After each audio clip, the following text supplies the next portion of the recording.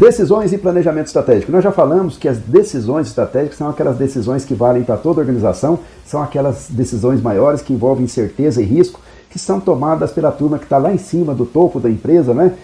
Pelos diretores, pelo dono da empresa, quando é o caso, pela diretoria multinacional, quando é o caso, e assim por diante. Mas o pessoal que está no comando de fato. Essas decisões são aquelas de alto impacto, que têm um impacto presente e futuro, um impacto grande no futuro, né?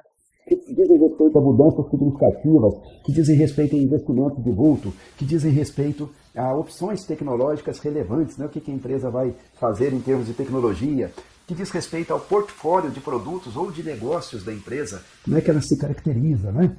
Diz respeito às fusões e aquisições que a empresa faz, às vendas de ativos grandes da empresa.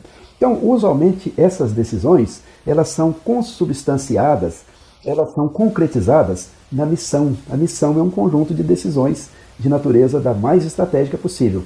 A missão diz a que negócios a empresa vai se dedicar, como ela vai usar os seus ativos, o que é que ela quer ser para a sociedade. Isto é a missão da empresa. Um conjunto de definições sucinto, né? Mas que diga tudo, né? Somos um banco de varejo, queremos ser aquele banco que é o banco que atende o pequeno varejo e que traz soluções rápidas, etc. Então, já se definiu como banco, já se definiu pelo processo de varejo e se definiu como um banco acessível às decisões do pequeno empresário e assim por diante. Ou somos uma empresa de prospecção de petróleo, queremos ser o grande fornecedor de petróleo, né?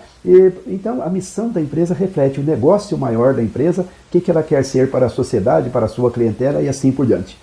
Também inclui essas decisões estratégicas os grandes objetivos, os grandes alvos nossos para o próximo ano, porque os recursos são limitados. Então eu não posso dispersar os recursos, eu tenho que focalizar as coisas. Quais são os focos, quais são as metas, os grandes objetivos que eu quero atingir nos próximos anos, né? Os objetivos estratégicos, não é objetivo menor, não. A empresa tem objetivo para todo lado, mas isso aqui trata daqueles objetivos da empresa como todo.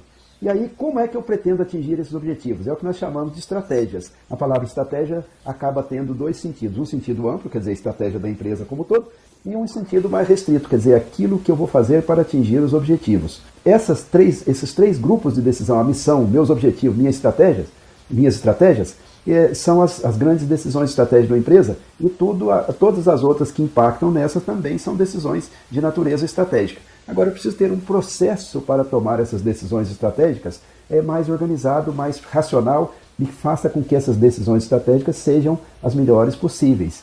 E aí que entra em cena o processo de planejamento estratégico. Vamos ver como é que ele funciona.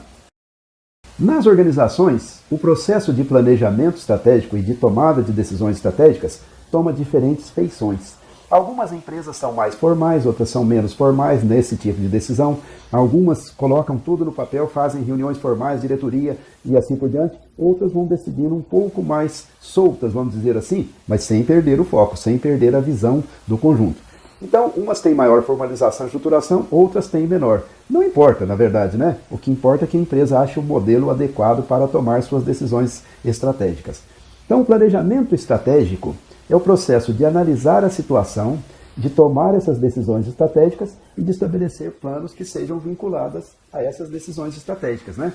Ele visa a fazer um plano que é o chamado plano corporativo ou plano estratégico, ou ainda umbrella plan, plano de guarda-chuva, é o plano que dá cobertura a todos os demais. O plano estratégico orienta as unidades de negócios da empresa, orienta as áreas funcionais, finanças, marketing, produção, etc. Orienta os planos tanto das unidades de negócio quanto das áreas funcionais. E lá na sua apostila tem definições mais claras de tudo isso. Agora, ele tem foco só na estratégia, né? Então, não é um plano super detalhado, é um plano mais genérico que tem foco só na estratégia. Existe um modelo para pensar um plano estratégico, o roteiro, né? Os planos podem variar no seu tipo de roteiro, em cada empresa, em cada organização, e os livros dão diferentes modelos de plano, mas existem algumas coisas que são comuns a todos, né? Eu fiz um manual, eu tenho um manual de consultoria que ele está publicado na Amazon, em que as pessoas usam aquilo, compram aquilo e usam para fazer planejamento estratégico lá na empresa.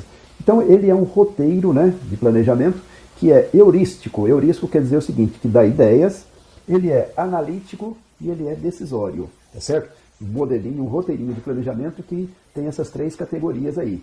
Então, ele permite criação de ideias, permite análise das coisas que são cruciais para a gestão estratégica e decisões, né, adequadas também. Ele contempla todas as decisões chaves.